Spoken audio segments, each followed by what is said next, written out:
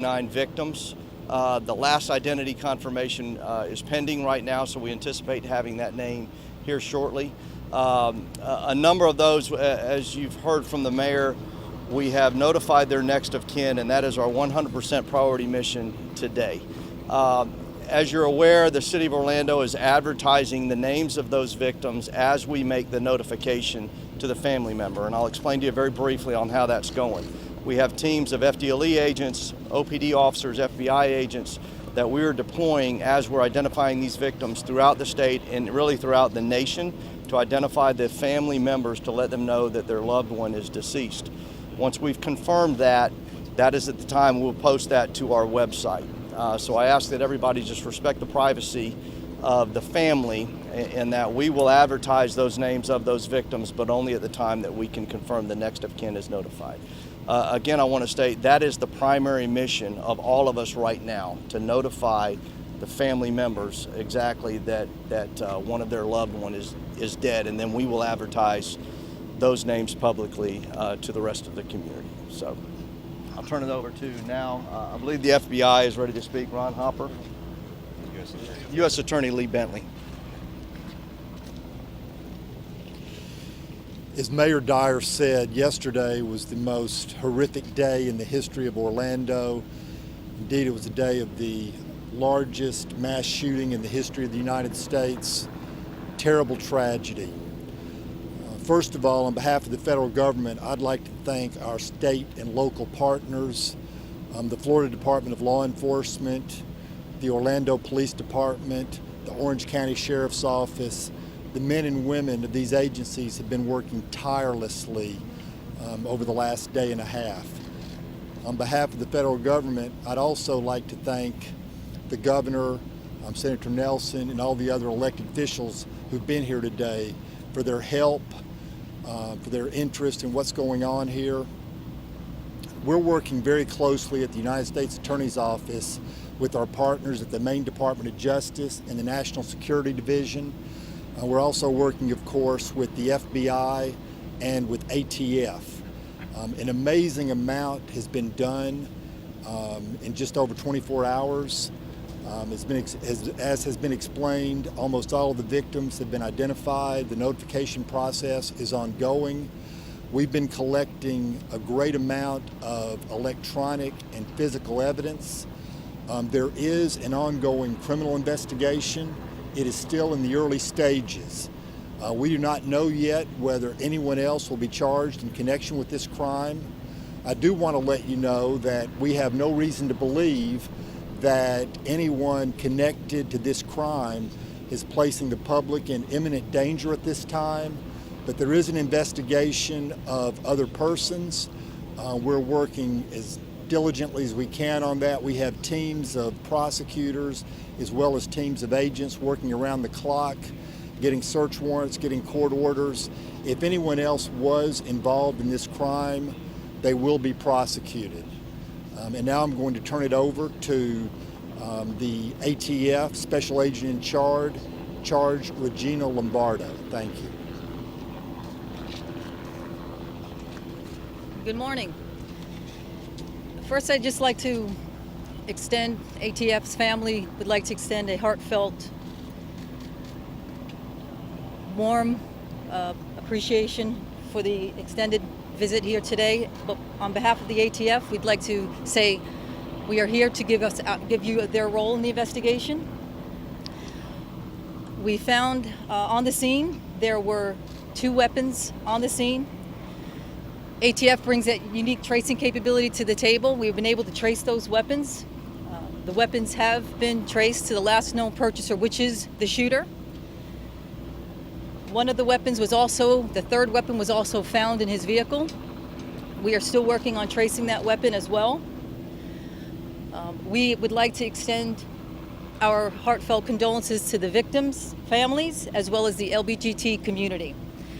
We are working the investigation with a team of ATF analysts, special agents. We are working together with the FBI and all our state and local partners here today.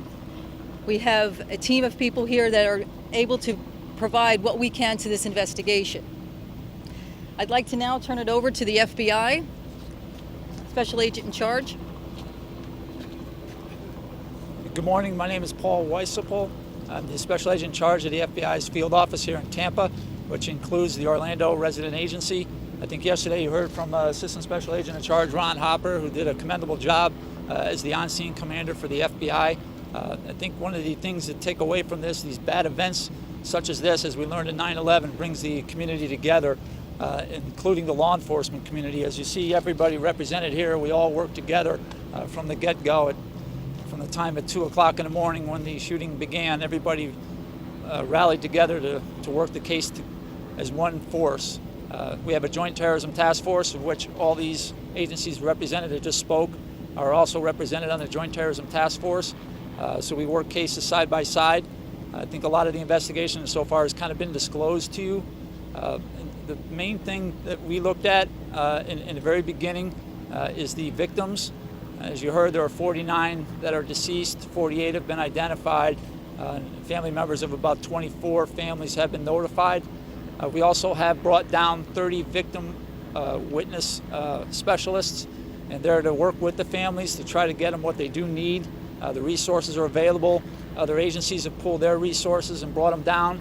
The FBI has brought resources to bear from the Miami field office, the Atlanta field office, the Jacksonville field office, as well as Quantico, Virginia. The laboratory has sent down shooting reconstructionists, and that's kind of the next task at hand.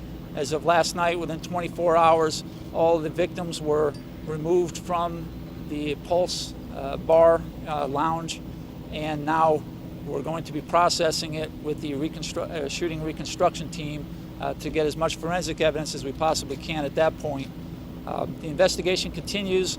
Over the night, we probably processed about 100 leads that were worked on by agents and task force officers combined. The task force has been up and running since the beginning of this and will continue to run. That's one of the things that all the agencies will do, is bring the resources to bear. Our focus is to get the truth and to get it to you as quickly as we can. But you have to realize there is a balancing act. A lot of what we do on investigations may become classified. Can't disclose that information. Basically ask for your patience and that you bear with us in the investigation. We'll disclose what we can when we can. And you have to recognize that when we can't, it's not because we don't want to. It's because there may be prosecutions down the road. We're not sure where the leads will go. As you know, post 9/11, no stone is unturned, and that's the same today as it was then. Every terrorism case and investigation is going to be worked the same way. No stone will be left unturned, and we'll follow the leads wherever they take us. And we'll brief you as best we can when we can. But you'll have to bear with us on that and just trust our judgment. The FBI has been in existence for over 108 years now, and we've earned the people's trust by working cases hard and being straightforward with you. And we don't want to violate that trust by giving you bogus information that 2 hours later we got to come back out and tell you that information was wrong. So we keep you abreast as best we can by giving you accurate information. And by doing that, it may take us some time to get you that accurate information. So with that, just ask you to bear with us as we move forward in the investigation. I want to do like everyone else did and commend the first responders. They actually saved lives by responding as quickly as they did. Numerous people were brought out alive and unharmed, and many more are in the hospital, hopefully to recover and begin that healing process. And that's another thing that's a bonus for this community, that it has come together, and hopefully that will maintain and stay the course. Barring that, I guess we'll take some questions. But why is the number changed from 49 to 50 dead? I think what some people had been given out at one point in time was the shooter was included in the number at 50. There are 49 victims. We don't really count the shooter as a victim. So that's how you got the 49. 48 of those have been identified at present. And 24 of those families have been made aware of their location. Chief, can you help us clarify one thing, if you don't mind? We got a couple more remarks. We got a couple more remarks, and they want to answer questions. Sure.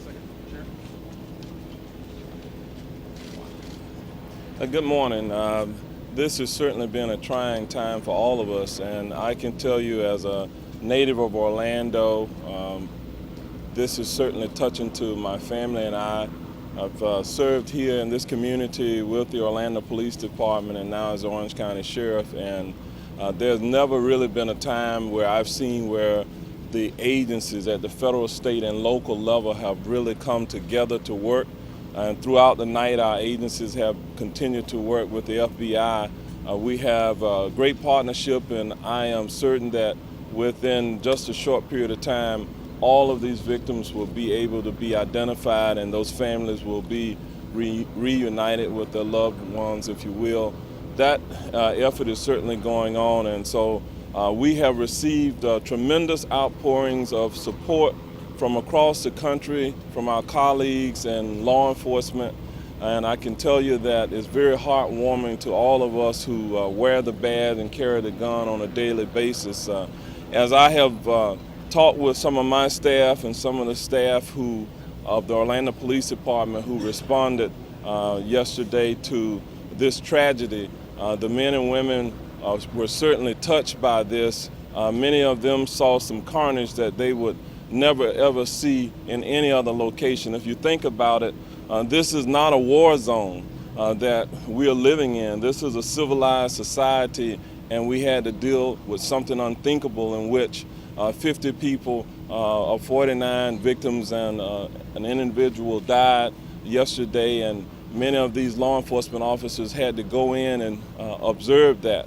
So now it's about putting our community, our nation back together, and at the same time ensuring that those individuals who had to deal with what they saw yesterday are able to come back to work and do their jobs. And so that's where I am at this point, working with all of our partners to make sure we take care of those brave souls who responded. So at this time, I believe we're turning it over to the Attorney General, is what I was told.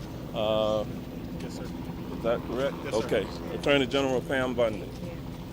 Good morning. Just to update you from last night, we have mobilized 14 of our victims advocates from Pensacola to Miami. They're all here, they're all together, they're on the ground, they're working with the FBI, with the city of Miami.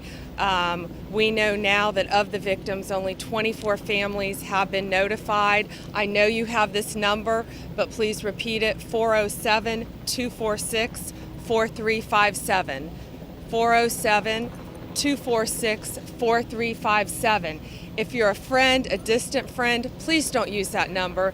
That number is for relatives, loved ones who are still attempting to identify these victims. We're here, we're prepared to help you. We have counselors, advocates, and we also have compensation counselors who can also aid with funeral expenses if these victims' families aren't able to do so for themselves. So today, our goal, as the sheriff said, we're working together. This is about unity. This is about bringing the great city of Orlando back together, our state and our country. And thank you again to our federal, state law enforcement officers and Governor Rick Scott for standing strong with us this entire time. Thank you. Thank you. Can I ask you that one question? Can you clarify when this became a hostage situation for several hours?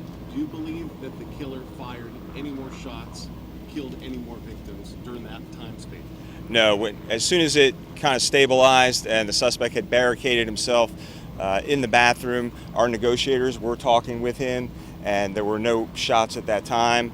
But there was talk about bomb vests, about explosives throughout, and then there were statements made about imminent loss of life, and so that's why I made the decision to make the entry at that time. Chief, did he make About 0500 hours in the morning.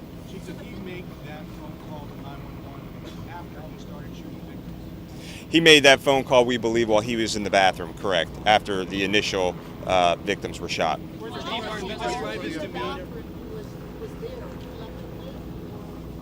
No, he was in one bathroom with, we believe, 4 to 5 hostages. There were people in the opposing bathroom, about 15 to 20 people, and unknown when we rescued dozens and dozens of people, so we don't know from which bathroom they came at this point. So that's all part of the investigation. Chief, how would you characterize any other suspects that may have been inside of that club at the time?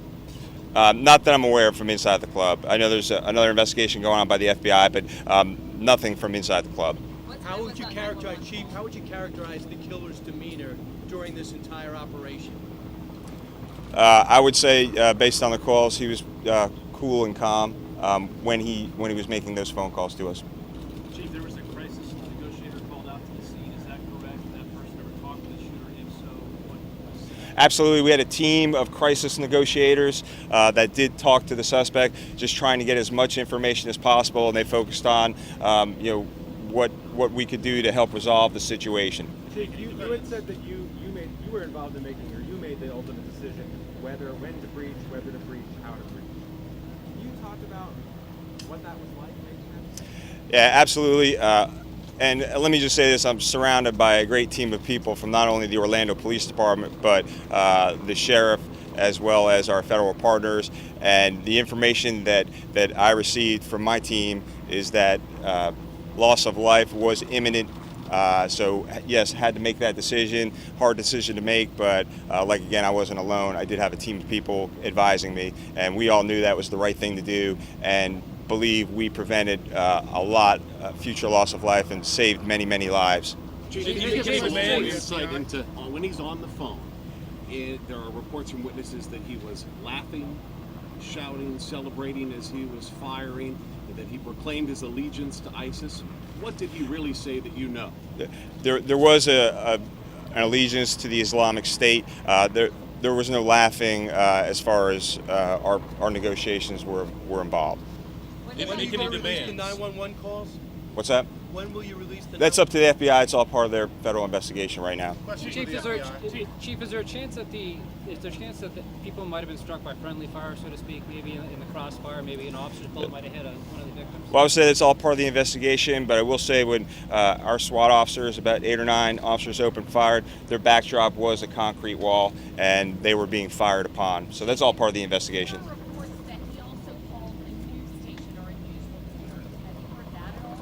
I have not heard that. Can you tell us if there was any surveillance inside the club, and if so, what have you learned from that? Video surveillance? I'm not sure about that right now. Why was there a 3-hour delay between going in? Because of the scene had stabilized. It was a barricaded hostage situation at that time. We were negotiating with him, and there were talk of bombs and explosives. Now, when that talk became a crisis for us was when we knew there would be an imminent loss of life and an imminent thing that made us have to make that decision and go in. You were negotiating, and what was he asking for? He really wasn't asking for a whole lot, and we were doing most of the asking. Can you explain what is that like to make a decision? You have people that were injured in the club. You'd like to get rescue personnel to help them, maybe save their life, but you have to make this other decision to wait to maybe prevent more loss of life. What was that like to make that decision, knowing people who might be losing their lives because they couldn't get medical attention and you needed to wait? What was that like personally for you as a chief? Absolutely, it's a hard decision to make, but it's the right decision to make. Our number one priority is on saving lives. So it was the right decision to make, I believe, and tough decision knowing that people's lives would be placed in danger by that entry. Our officers' lives would be placed in danger by that entry, but we trained for that. We have some of the most heroic and courageous SWAT team members around, so they did a fabulous job and saved many, many lives. Was this a suicide mission for him? Was this a suicide mission for him? Did you recover any explosives? And what was the third gun that was recovered from the car? I don't know about any third gun or any explosives recovered. Was it a suicide mission, though? Through the negotiations, you said you all were doing most of the asking. We could not determine that based on the conversations we had with him. Final question. Where were most people found in the club? Where were most people found in the club? There were several rooms in that building. Yeah, the lounge area, the bathroom, the bar area, but dozens and dozens of people were saved when our initial responding officers made that first entry. We were able to get most of the people, out of the dance floor, out of the bar lounge area. And when you said your backs against the wall, did you mean? One more question, sir. Question for the FBI. What made it? What did he say? Well, there was a timeline given, and we believed there was imminent loss of life that we needed to prevent. You gave a timeline? Did anyone die? Did he kill anyone from 2 to 5? There were no reports of shots fired during that time that I'm aware of. Thank you all very much. Thank you. What, Mr. Wessel, here. Final question. Why did the system blink red when a suspect who had been interviewed by the FBI 3 times in connection with terrorism cases? Why did it blink red when he went in to buy those guns? Isn't that the kind of information that counterterrorism investigators want to know, and should something be changed?